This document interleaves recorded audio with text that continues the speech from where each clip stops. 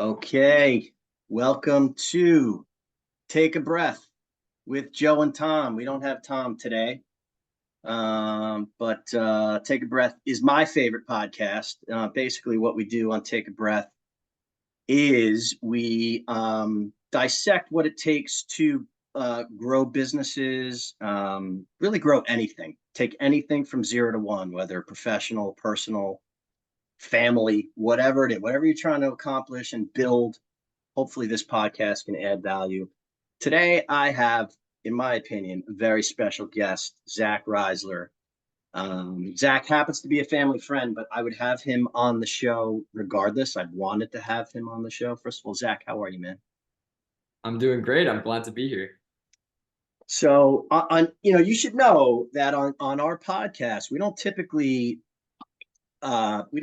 have guests unless they're Mhm. special. So, I'm not telling you to feel special, but you're our Yeah. second guest. The first guest was the head of engineering at Active Campaign. She went to Harvard. Yeah.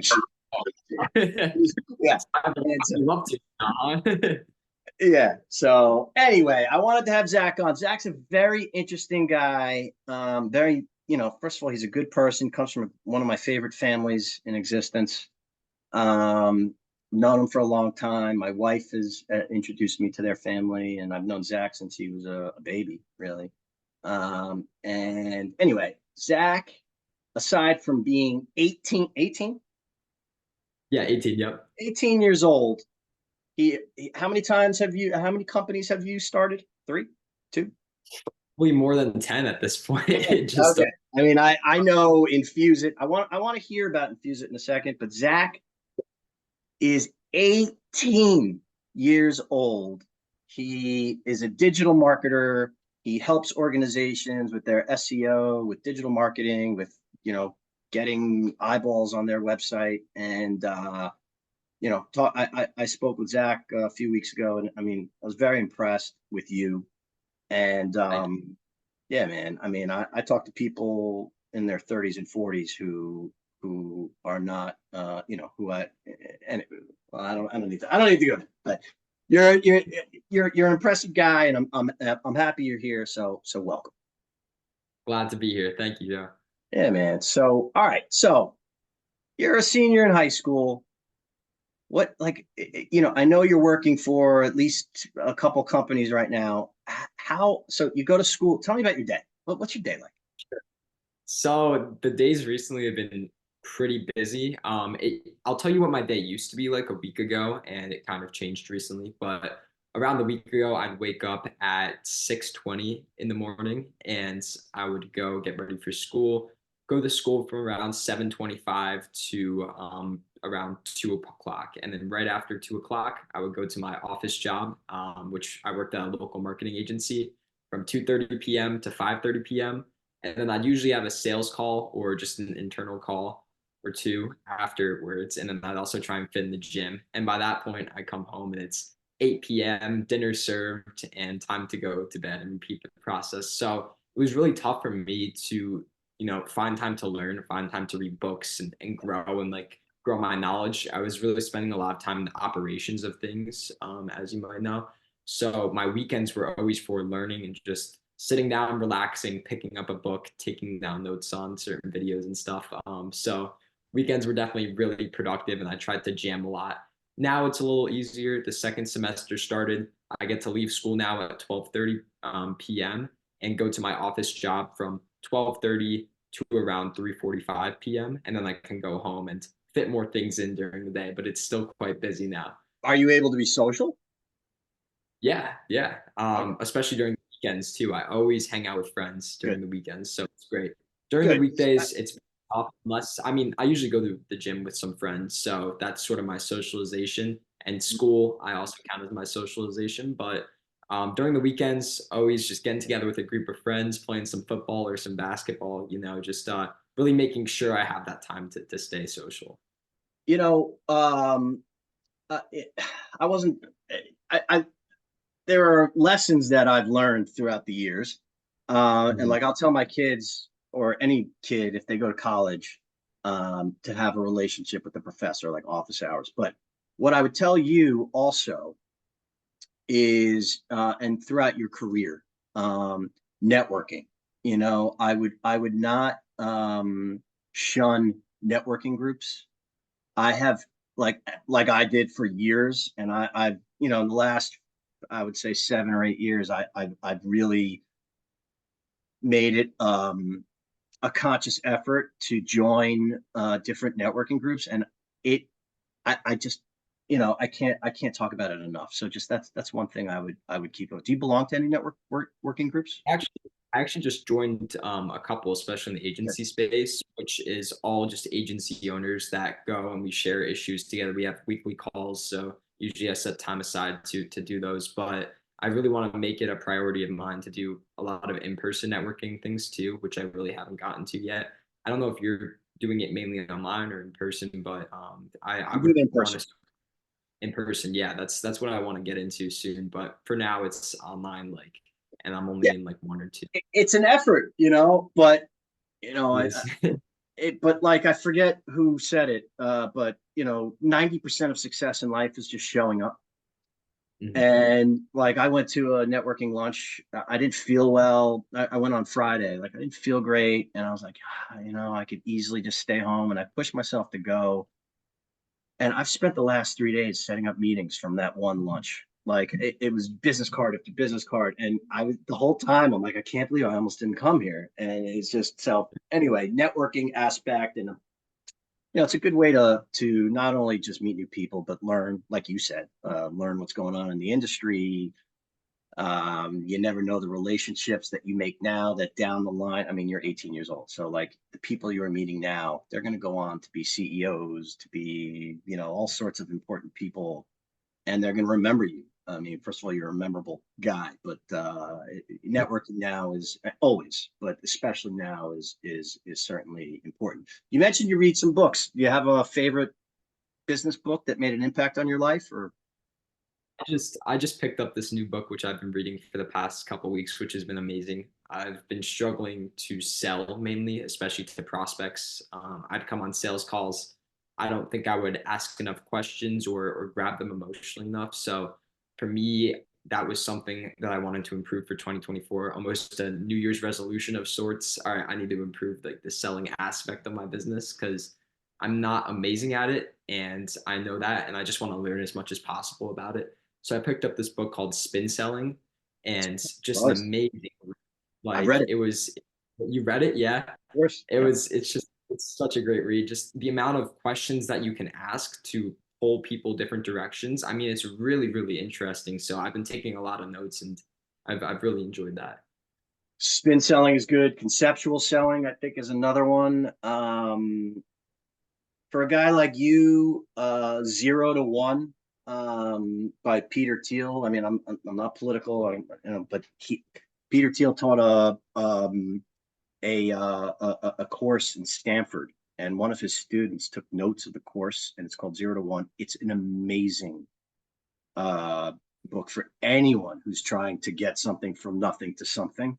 So I would definitely read that. And the other one is Nail It, Then Scale It, is a great one. And Crossing the Chasm Yeah, is a great one. Anyway, we could talk about that offline. What about podcasts? I mean, I know you've been on podcasts a bunch of times. Who do you listen to? I I don't listen to as many podcasts as I'd like just Mhm. because I haven't really found great ones. I really like looking into individual problems that I'm currently having and researching videos around that and going by reputable people just different marketers, different things that I'm having issues with. But there hasn't really been a podcast I would say that I've just kind of put on weekly, the weekly episode. It's really been tough to me for me to find someone to that I resonate with just to put in the background, but it's something I'd love to get into just listening to podcasts during my day-to-day stuff. But Yeah. usually for me it's more of the individual video side of things. I really like that and just getting information that way. Especially for my generation too, because it's what I grew up with, YouTube, being able to search things up and just being able to get quick 5 to 10 minute explainers on certain things. For me, it's just been really helpful, even now where I'm at right now, where I'm still looking up things and I still need help with certain things. Sometimes that's kind of the best way for me to at least grab some information. But it is something that I want to get into. Just getting a podcast from like one or two people a week, just listening to that. That's something that I see would be pretty valuable. Yeah, I love the long form because, like,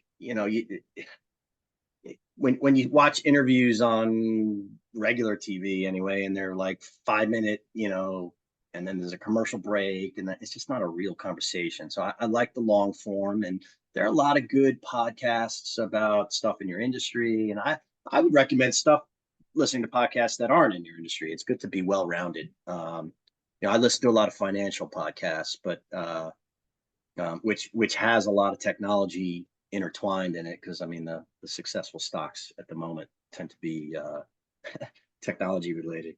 But Yeah, so you're a senior in high school. What are your correct. plans following high school?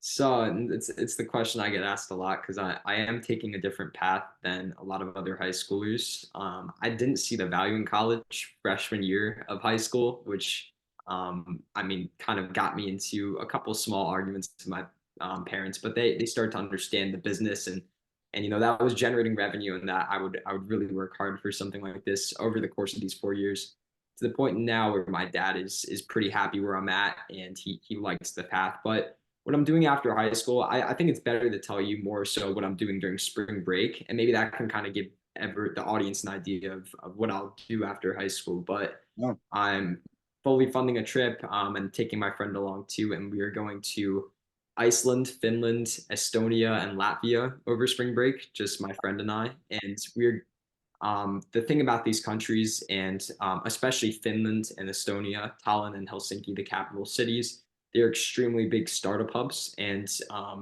prior to the Soviet Union occupation or post-Soviet Union occupation, they've really gotten a lot of traction, especially throughout the world, especially a city like Tallinn, Estonia, where everything's completely digital and online.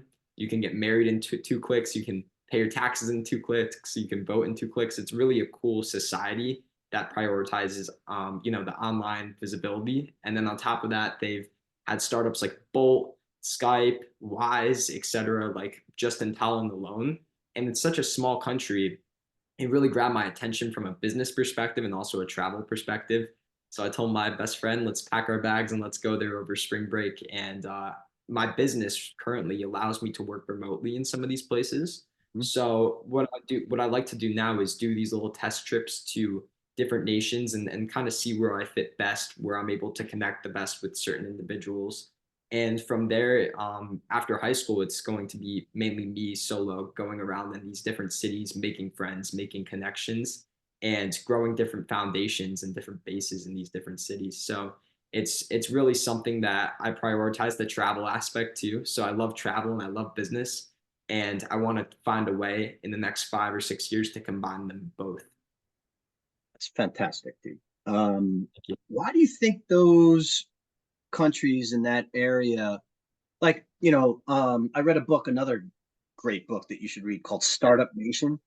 Um, start but it's heard of about that. it's about why Israel has like so much cybersecurity and like so much of those technology companies. The reason is because they have threats everywhere, and they can't do a lot of business outside. So they're an entrepreneurial by nature because they have no choice, and they have a lot of Mhm. cybersecurity because people are always trying to hack into their and there are defense companies because they have to defend themselves.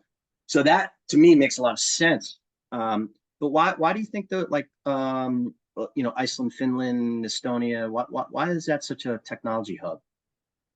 It's really interesting you say that because I think it started from back. You have to trace it all the way back to the Soviet Union. I'm a history nerd too, so I like looking at these things in a different perspective. But these places were Soviet occupied, so it was all one system where not Finland necessarily, but mainly Estonia, Soviet occupied. So there was one system. You would make money. You wouldn't make money a certain way. It's just full on communism. But once that left, there was such an entrepreneurial start because it was such a tough economy. It was tough to get jobs. People actually could start their own business these days and sell what they wanted and create what they wanted. And when you kind of look at the timeline of things, when the Soviet Union collapsed, it's also when the tech boom started to go up too. So there's almost an intervention in between there where an economy like Tallinn started to focus more on tech things too, especially when they were trying to open up internationally. They didn't have too much value to provide other than their beautiful nature and their historic capital city. So they thought to themselves, how can we prop up these founders and make it economically suitable for these people to start up in our country? And so different policies in the government and different things like that, and also startups in the country itself.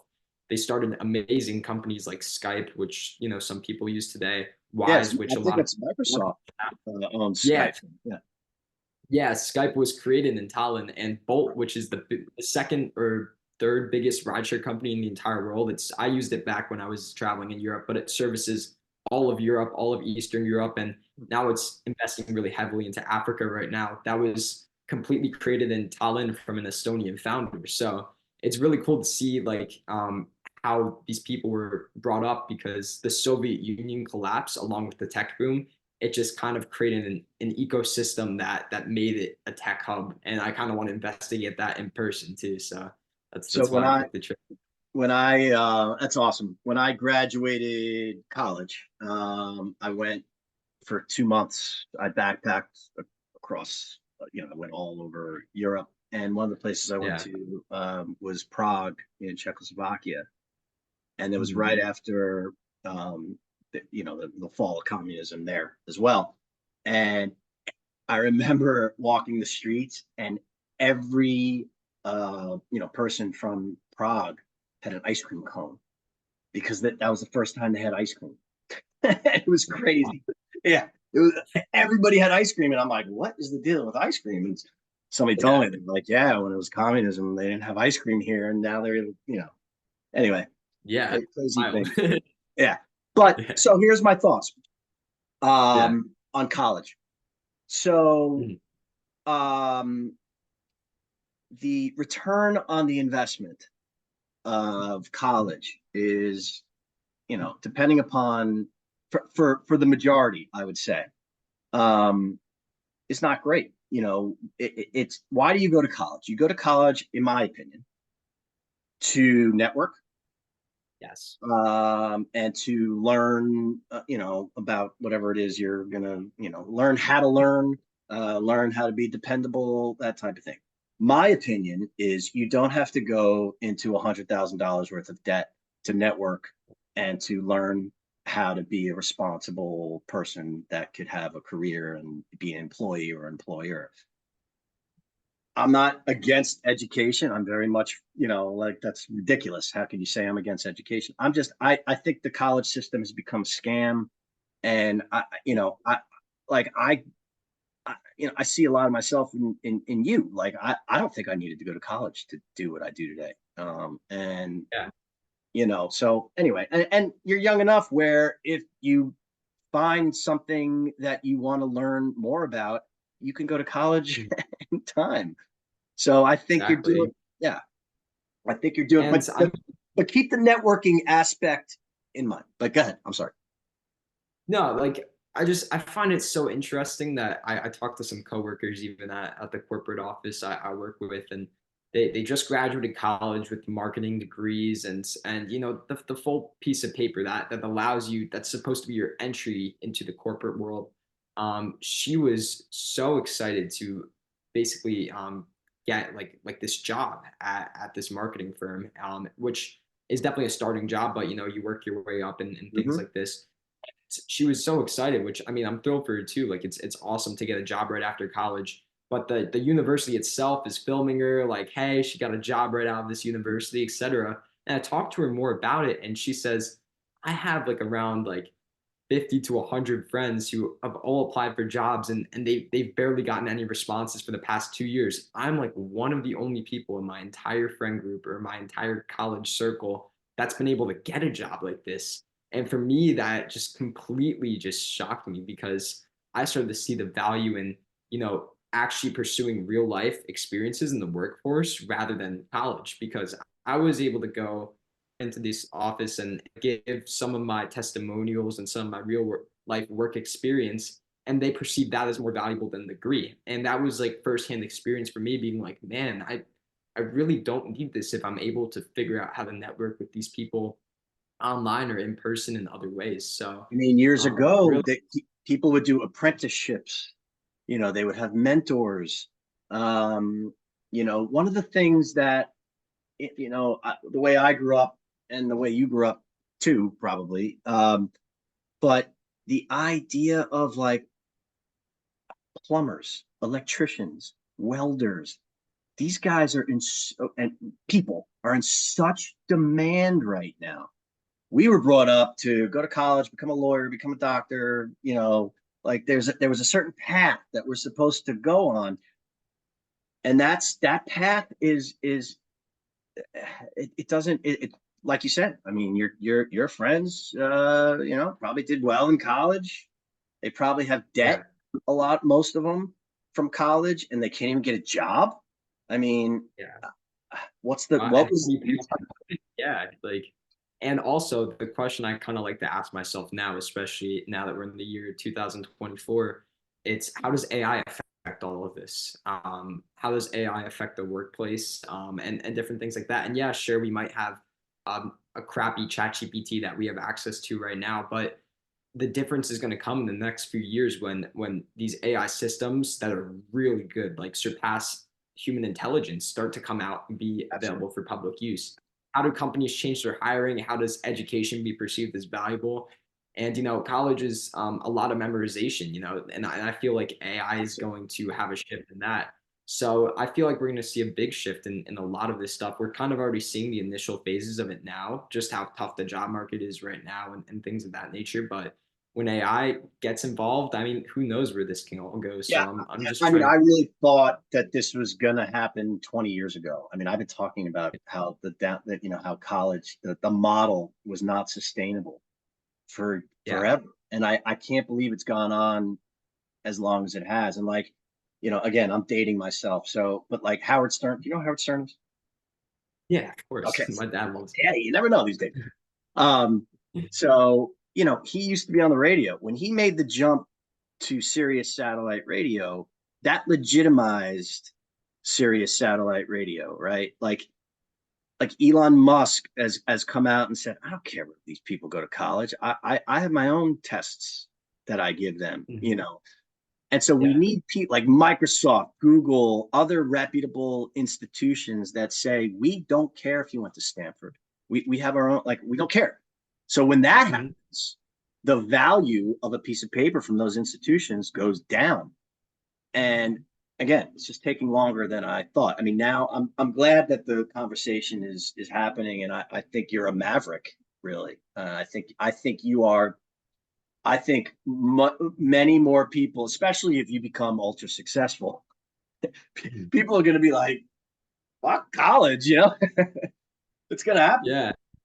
I mean, it's nice too because I see it right now. I hop on a lot of sales calls. Like I probably was on 6 or 7 this week alone, like just this week, Monday through Thursday. But I talk to a lot of different, entrepreneurs and founders. It's the people who I work with, and they don't ask me about a degree. They ask me how old I am, and they're extremely impressed. And it's almost like a benefit too. I like to show my real life experience and they perceive that as way more valuable than the degree. So yeah, I guess the system is definitely a little bit outdated. I still see value in it though for a lot of different Of majors, course, but I think the difference mainly comes when you're doing something just really broad, like in the business field, and you're going to go and get yourself in debt for a broad degree, which you might never use. So, I think the um, duration maybe should be 2 years instead of 4 years.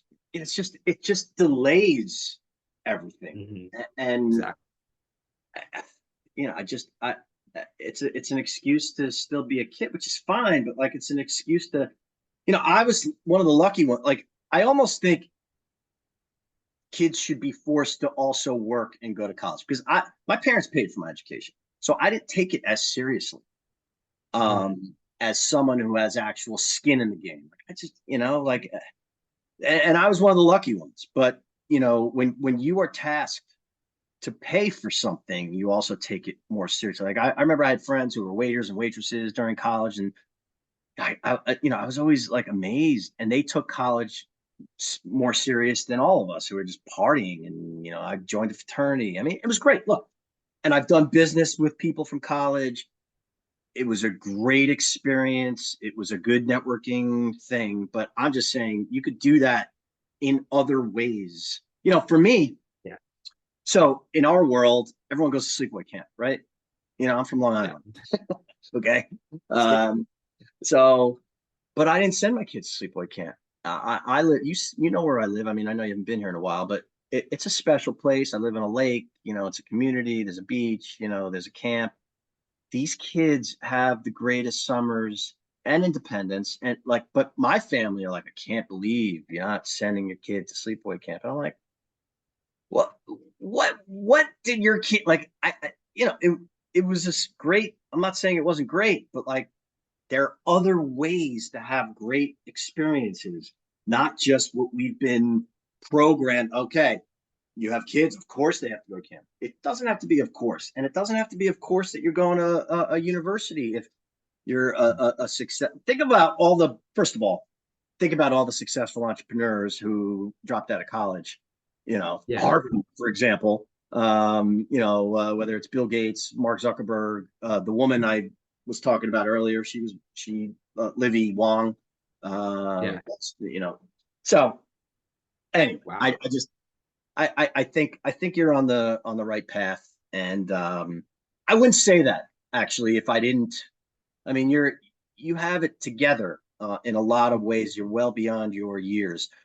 What you need to be careful about is you Yeah. are young still, and you will be for a while. Okay, and Mhm. just don't forget that. You don't have to be a certain type. Like you could still have fun, even though you're Exactly. building this. I want to learn about. I want to hear the story about Infuse It. Sure. I'd love to tell the story about Infuse because it's how I got into entrepreneurship in general. So I started Infuse right when COVID came around. So it was a time when everyone was locked in their house with nothing really to do. And Now, hold on, at you're this 18, so you were 14. I was 14, yes. And I was just graduating from eighth grade going into high school. So it was definitely a weird transition. COVID, I was going into high school. I didn't really know what I wanted to do. All of my friends were just playing video games, which I was doing, of course, but I I definitely thought that I could make value of this time. I saw this model going around. It was called drop shipping, and it still works to this day.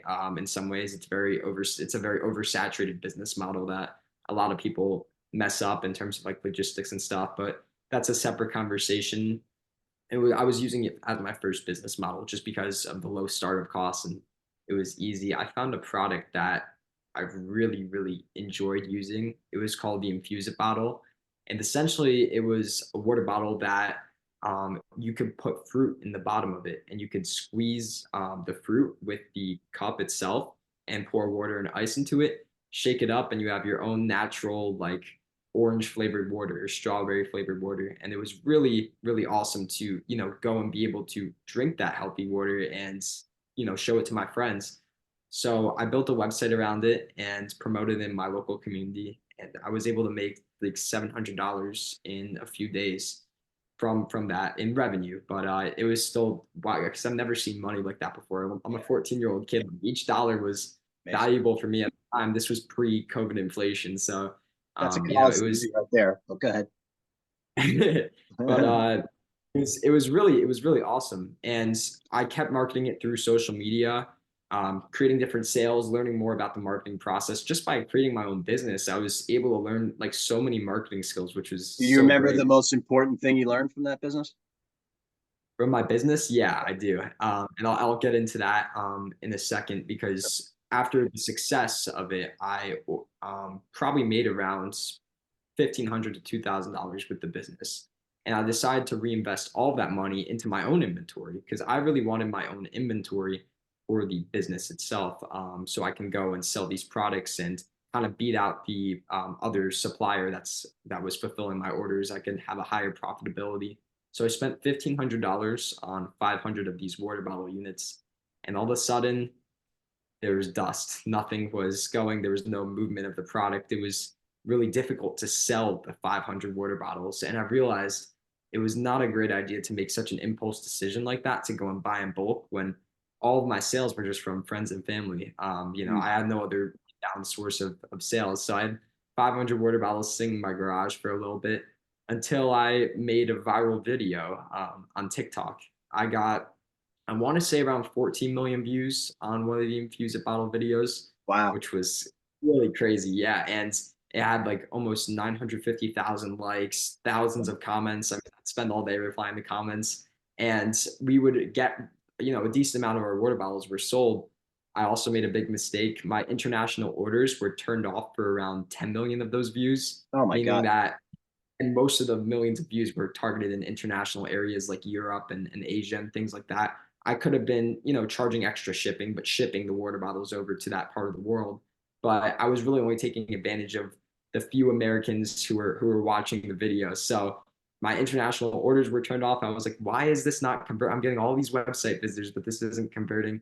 And 15, 16-year-old me at the time figured out 10 million views in, like, oh yeah, international orders have been turned off this entire time. So That's amazing. just like What was so great? Why'd you get 10, like all those views on it's all about lighting. Like I always have these lights in my calls, but when you're filming products, like I like lighting a lot.